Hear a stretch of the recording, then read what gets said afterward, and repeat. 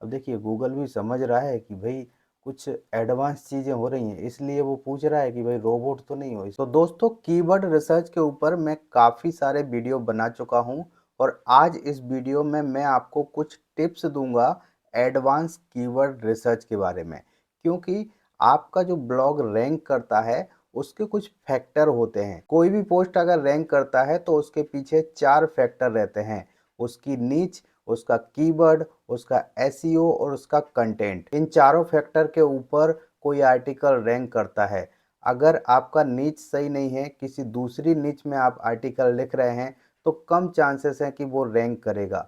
लेकिन अगर आपका कीवर्ड ही गलत है तो आपका आर्टिकल कभी भी रैंक नहीं करेगा। एक तरफ अगर एसईओ आपका कम है तो वो बाद में हो जाएगा, कंटेंट आप बाद में सुधार लेंगे, उसको अपडेट कर लेंगे। लेकिन अगर आपका कीवर्ड गड़बड़ है तो आपका आर्टिकल रैंक नहीं करेगा, चाहे वो सही नीच में लिखा हो, उसमें कितना भी बड़ा कंटेंट लिखा हो, उसका वर्ड काउंट कितना भी बड़ा हो। आपने 5000 वर्ड का भी आर्टिकल लिख दिया तो वो रैंक नहीं करेगा। उसमें एसईओ आप कितना भी कर लीजिए, रैंक नहीं करेगा जब तक आपका कीवर्ड सही नहीं होगा। आप एक सही कीवर्ड के ऊपर आर्टिकल नहीं लिखेंगे तो फिर वो रैंक नहीं कर सकता है। तो कुल मिला के इस वीडियो में मैं आपको कुछ ऐसी टिप्स देने वाला हूं जो आपके कीवर्ड रिसर्च को इम्प्रूव कर देगी। अभी तक जिस तरह से भी आप कीवर्ड रिसर्च कर रहे थे उनमें कुछ इम्प्रूवमेंट आपको करने की ज़रूरत है, कुछ अपडेट करने की ज़रूरत है। वही इस वीडियो में बताऊंगा। वीडियो को बिल्कुल लास्ट तक देखिए, काफ़ी ज़्यादा इम्पोर्टेंट होने वाला है ये वीडियो।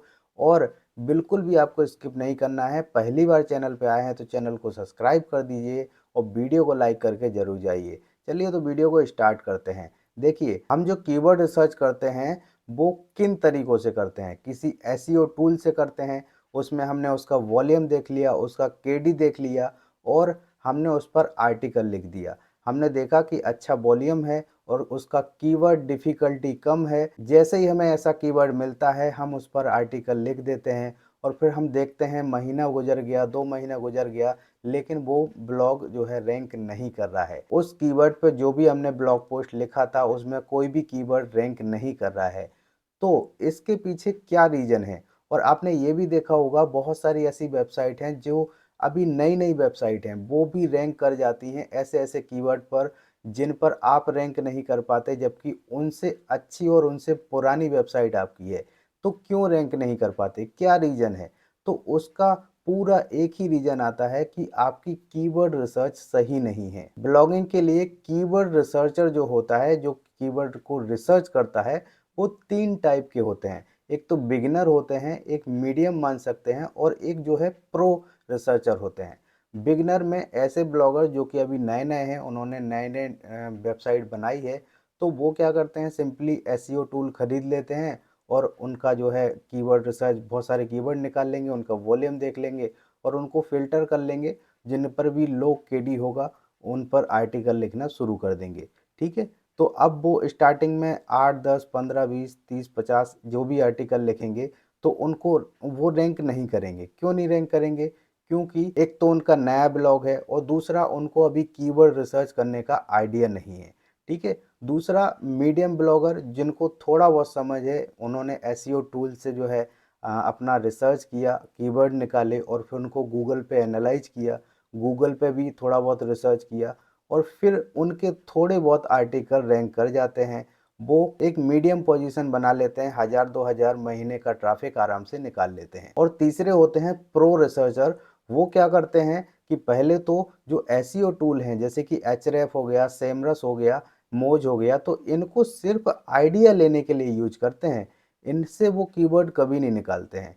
ठीक है? इनसे वो केवल आइडिया लेंगे कीवर्ड का और फिर डिफरेंट डिफरेंट टूल पर इनको रिसर्च करेंगे।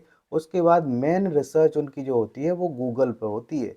गूगल पे उन वो कंपटीशन देखेंगे, उसके बाद उसका वॉल्यूम देखेंगे, वो कौन सा कीवर्ड है, उस पर कितनी वेबसाइट रैंक कर रही हैं, किस किस डीए की वेबसाइट रैंक कर रही हैं। कोई ऐसी वेबसाइट तो रैंक नहीं कर रही है जो कि हाई कंपटीशन उनके लिए बना देंगी, जो कि उनके लिए समस्या खड़ी हो जाएगी। कितने लोगों ने उस टॉपिक पे ब्लॉग लिखा है, तो सब कुछ देखना पड़ता है। तो वो सारी चीज़ें क्या हैं, वो प्रो रिसर्च क्या है, वो सब हम करके देखते हैं। तो सबसे पहले आप जान लीजिए कि आपको क्या-क्या करना है। आपको सबसे पहले एक बात का ध्यान रखना है कि अगर आप स्टार्टिंग हैं, आप बिगिनर हैं ब्लॉगिंग में, तो आपको ये ध्यान रखना है कि कभी भी आपको शॉर्ट टेल कीवर्ड यूज़ नहीं करना है, शॉर्ट टेल कीवर्ड टारगेट नहीं करना है। आपको हमेशा ऐसा कीवर्ड सर्च करना है, रिसर्च करना है और उस पर फ़ोकस करना है जो कि लॉन्ग टेल हो, जिस पर वॉल्यूम कम हो और कंपटीशन कम हो। ये चेक कैसे करेंगे? चलिए जानते हैं। तो मैंने यहाँ पे गूगल खोल के रखा हुआ है, आप देख सकते हैं। तो सबसे पहले हम क्या करेंगे कि अपनी ब्लॉगिंग का निच निकालेंगे। निच कैसे निकालेंगे? अगर आपको पता है तो अच्छी बात है और अगर नहीं पता तो आपकी जो ब्लॉगिंग कैटेगरी है, उसके कुछ नीच कीवर्ड होते हैं। निच कीवर्ड कैसे निकालेंगे? उसके लिए आपको सिंपल चैट जीपीटी में चले जाना है। चैट जीपीटी से आपका काम बहुत आसान होगा, नहीं तो आप ढूंढते रह जाएंगे, परेशान होते जाएंगे। यहाँ पे चैट जीपीटी को सिंपली आपको कमांड दे देना है, आपके नीच कीवर्ड निकल के आ जाएंगे। नीच कीवर्ड को हम सीड कीवर्ड भी कह सकते हैं। ठीक है, बहुत सारे लोग बोलेंगे कि ये मैं करके बताऊंगा और फिर बाद में बोलेंगे कि ये नीच कीवर्ड नहीं, सीड कीवर्ड बोलते हैं इनको। तो ये सीड कीवर्ड भी बोल दे, कोई बात नहीं, वही बात होती है, सेम टू सेम बात होती है। ठीक है, तो हम यहाँ पे एक कमांड देने वाले हैं चैट जीपीटी को। उस कमांड को ध्यान से देखिए और फिर सेम कमांड आप दीजिए अपनी निच के लिए। तो दोस्तों मैंने यहाँ पे लिखा, इसको कमांड दिया कि my blog category is online earning, suggest me some seed keyword. Seed keyword की जगह आप यहाँ पे निच कीवर्ड भी लिख सकते हैं, कोई बात नहीं। मैंने यहाँ पे एंटर कर दिया और यहाँ पे चैट जीपीटी मुझे कुछ सीड कीवर्ड सजेस्ट करेगा। ठीक है, तो ये एक लिस्ट दे दी इसने। इस लिस्ट को हमें बारी बारी से रिसर्च करना है। कैसे रिसर्च करेंगे?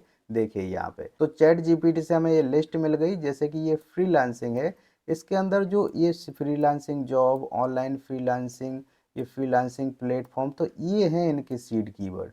ठीक है, ये नहीं है, ये आप सर्च करेंगे तो नहीं आएगा।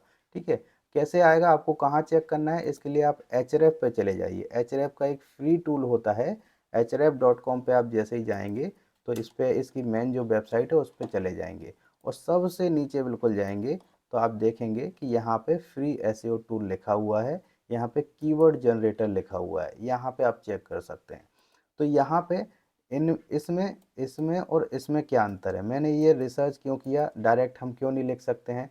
जैसे क्या क्यों नहीं लिख सकते हैं, आप देखिए मैं यहाँ पे डायरेक्ट इसको लिख दूंगा। जैसे मैंने यहाँ पे कॉपी किया फ्रीलांसिंग को और यहाँ पेस्ट कर दिया। अब यहाँ पे फाइंड कीवर्ड मैं कर देता हूँ। जैसे ही मैं फाइंड कीवर्ड करूँगा तो यहाँ पे आप देख सकते हैं एक लिस्ट खुल के आएगी। एक लिस्ट खुल के आई, मुझे यहाँ पे जितने भी ये कीवर्ड दिख रहे हैं ये शॉर्ट टेल कीवर्ड दिख रहे हैं। ठीक है, ये 3-3 4-4 वर्ड के, देखिए 3 वर्ड, 2 वर्ड, यहाँ पे ये 4 वर्ड।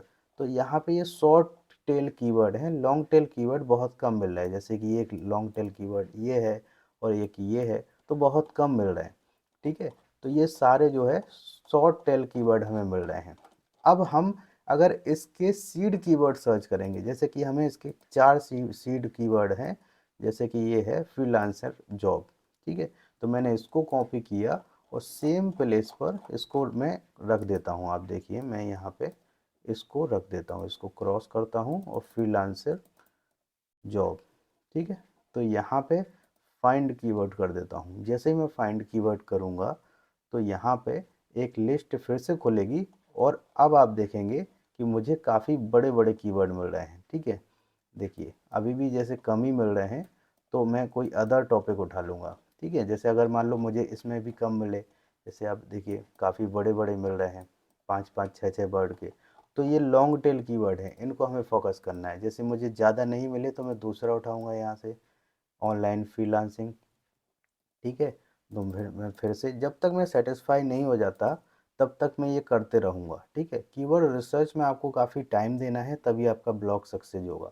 देखिए मुझे अब यहाँ से काफ़ी बड़े बड़े कीवर्ड मिल रहे हैं, देखिए काफ़ी बड़े बड़े मिल रहे हैं। मैंने दूसरा यहाँ पे किया तो मुझे काफ़ी बड़े बड़े लॉन्ग टेल कीवर्ड यहाँ पे मिल रहे हैं। अब आप बोलेंगे कि ये कीवर्ड तो हैं बड़े बड़े, लेकिन इन पे वॉल्यूम तो है ही नहीं। यहाँ पे 10-10 का वॉल्यूम दिखा रहा है और यहाँ पे कुछ है ही नहीं। तो सच बात ये है कि ये जो टूल होते हैं, चाहे एचरेफ हो गया, चाहे सेमरस हो गया, इनके पास पूरा डेटा नहीं होता है। पूरा डेटा गूगल के पास होता है और दूसरा कारण ये है, इन पर मैं ब्लॉग लिखने के लिए क्यों बोल रहा हूँ, इन पर मैं आर्टिकल लिखने के लिए क्यों बोल रहा हूँ, क्योंकि ये जो कीवर्ड होते हैं, ये ऐसे कीवर्ड होते हैं कि जिन पर किसी का ध्यान नहीं होता है। अब जैसे मैंने यहाँ पे फ्रीलांसिंग प्लेटफॉर्म सर्च किया, तो यहाँ पे काफ़ी बड़े-बड़े कीवर्ड यहाँ पे नीचे आपको मिल रहे हैं। अब लोग किस पे सर्च करेंगे, लोग किस पे ध्यान देंगे, लोग पहला, दूसरा, जो यहाँ पे दिख रहा है, ठीक है, ज़्यादा से ज़्यादा यहाँ तक ध्यान देंगे और इसके नीचे ध्यान ही नहीं देंगे।